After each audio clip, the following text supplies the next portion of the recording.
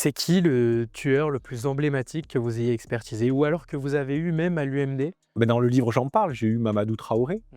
d'accord, qui est quelqu'un qui, il y a une quinzaine d'années à peu près, Le tueur des parkings, c'est c'est ça? ça, Ouais, c'est c'est comme ça. ça qu'il était Il s'est surnommé. attaqué il s'est attaqué à, en tout, je crois, 6 femmes, Ouais. dont la plus jeune avait même pas 10 ans Mmh. et la plus âgée avait 70 ans.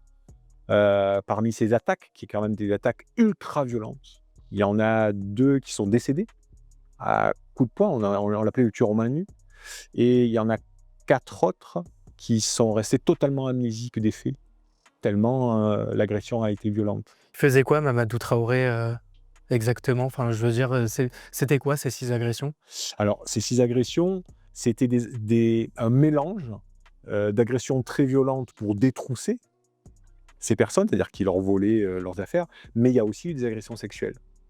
Et il y a une espèce de combinaison des 2. Alors, autant Mamadou Traoré a reconnu, qu'il les avait agressés violemment physiquement pour les détrousser, mais il a jamais réellement reconnu qu'il les avait agressés sexuellement. Or, il y avait des signes objectifs de viol sur les scènes de crime. Mais du coup, il a pas été reconnu coupable?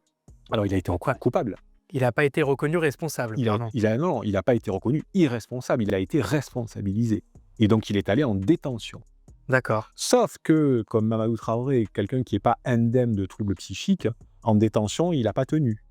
Et il s'est attaqué plusieurs fois à des surveillants. Notamment, il a mis un coup de lame à la joue d'un surveillant.